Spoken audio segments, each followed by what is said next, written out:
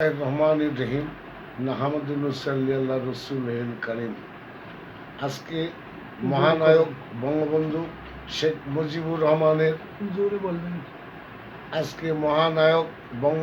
শেখ মুজিবুর রহমানের শত জন্মবার্ষিকী উপলক্ষে আজকে আমাদের প্রতিটি মানুষের অঙ্গীকার হওয়া উচিত হলো সৎ ও নিষ্ঠাবান মানুষ হিসাবে নিজকে গঠন করা। বঙ্গবন্ধু শেখ মুজিব সাধারণ মানুষের জন্য আজীবন সংগ্রাম করেছেন, খেদমত করেছেন, মানুষকে ভালোবেসেছেন। তিনি এমন সময় এমন একটি ঘটনার আবির্ভাব হয়েছিল যে পাকিস্তানিরা এখানে উনি বিপুল পরিমাণ ভোটে জয়লাভ করার পরেও তাকে ক্ষমতা দিতে রাজি হয়নি। তাই 1 তারিখ থেকে 26 তারিখ পর্যন্ত এ দেশ ছিল শেখ মুজিবের নেতৃত্বাধীন। শেখ মুজিব নেতা হিসাবে বিকশিত হয়েছিল সেদিন বিশ্বের দরবারে, বিশ্ববাসীর কাছে। বঙ্গবন্ধু শেখ মুজিব একটা পল্লী গ্রামে জন্মগ্রহণ করেছেন। স্কুল জীবনে তিনি একটা মিশনারি স্কুলে পড়েছেন। এরপর ফরিদপুরে তিনি একটা হাই স্কুলে লেখাপড়া করেন। সেই ফরিদপুর হাই স্কুলে ছাত্রাবাস দিয়ে টপ টপ করে যখন পানি পড়ে, এটা তখন তার নজরে আসে। সেখানে হুসেন শহীদ সরওয়ার্দী এসেছিলেন। হুসেন শহীদ সরওয়ার্দীকে তিনি বাধ্য করেছিলেন ওই হোস্টেলকে সংস্কার করার জন্য। হোস্টেলকে তিনি সংস্কার করে নিয়েছিলেন।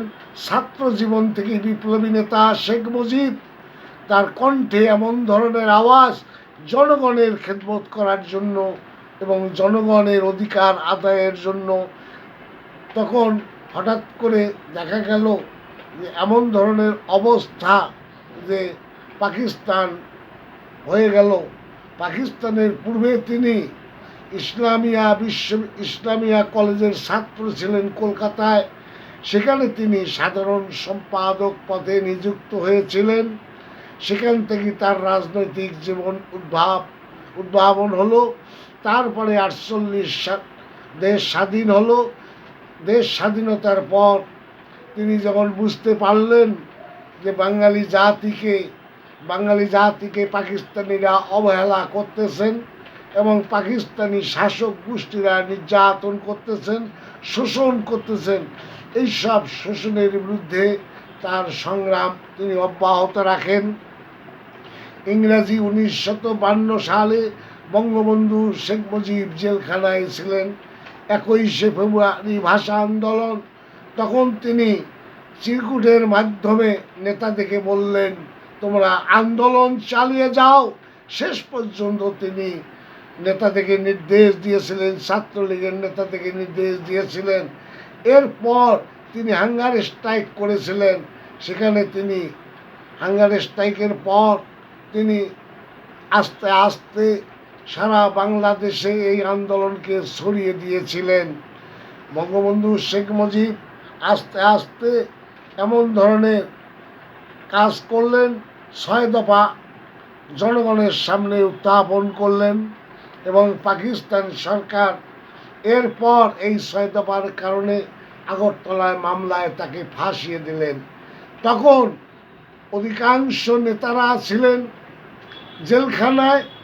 মরহুম মৌলানা ভাসানী সাহেব সেদিন বুঝতে পারলেন যে শেখ মুজিবের কোনো বিকল্প নেতা নাই। তাই তিনি শেখ মুজিবের ব্যাপারে বললেন, জেলের তালা ভাঙবো, শেখ মুজিবকে আনবো। সারা বাংলাদেশে তিনি অনল জ্বালিয়ে দিলেন।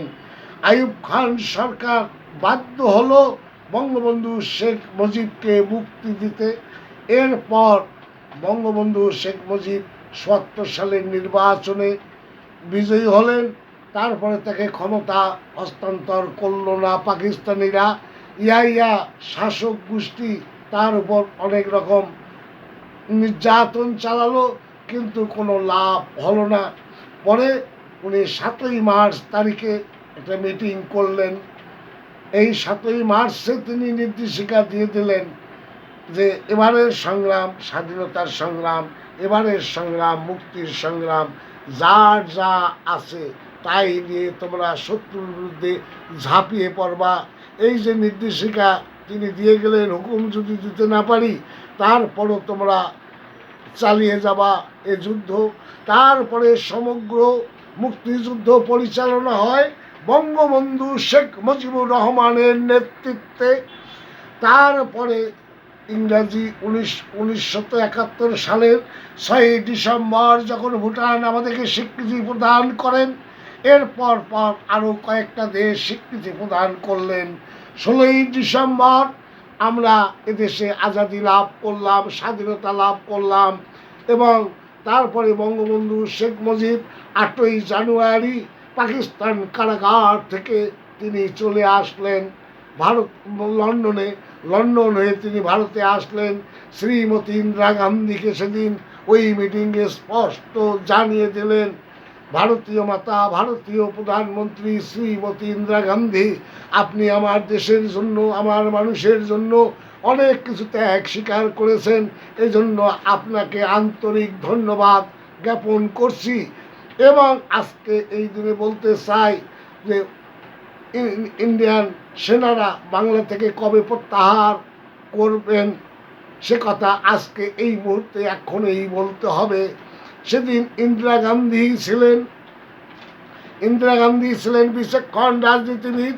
ইন্দিরা গান্ধী তখন বললেন, বঙ্গবন্ধু শেখ মুজিব, তোমার জন্মদিনে আজ এই 17ই মার্চ, সেই 17ই মার্চ, এই তারিখেই সেদিন সমগ্র বাংলা থেকে ভারতীয় সেনা প্রত্যাহার করেছিলেন ইন্দিরা গান্ধী। শেখ মুজিব এমন ধরনের নেতা ছিলেন, তিনি ওআইসির মিটিংয়ে গিয়েছিলেন এবং জাতিসংঘের মিটিংয়ে গিয়েছিলেন। বাংলায় তিনি ভাষণ দিয়েছিলেন। তিনি বাংলাকে ভালোবাসতেন, বাঙালিকে ভালোবাসতেন, দেশকে ভালোবাসতেন, দেশের মানুষকে ভালোবাসতেন। এবং তিনি ছিলেন একজন বিপ্লবী নেতা। হ্যাঁ, beloved leader in our country. Bangabandhu is a beloved leader in our country. এরকম ক্ষণজন্মা পুরুষের আর জন্ম হবে না। নেতাদের জন্ম হয় 100 বৎসর পর, একটা নেতার জন্ম হয় দেশে। কাজেই আমরা আজকাল এই দিনে শপথ গ্রহণ করতে হবে বঙ্গবন্ধুর আদর্শকে ত্বরান্বিত করে। প্রতিটা গ্রামে গঞ্জে আসছে করোনা ভাইরাস, এদেশে এসেছে, সব মানুষকে সচেতন করে তোলাই এবং মানুষকে মানুষের ভালোবাসা এবং সুনাগরিক হিসাবে প্রতিটি নাগরিককে সংগঠিত হতে হবে। তাহলে শেখ মুজিবের আদর্শ বাঁচবে, শেখ মুজিব যুগ যুগ ধরে বাঁচবে, বাংলাদেশ বাঁচবে, পদ্মা মেঘনা যমুনা হৃদয় চিরদিন অম্লান হয়ে থাকবে। বঙ্গবন্ধু শেখ মুজিব, জয় বাংলা, জয় বঙ্গবন্ধু।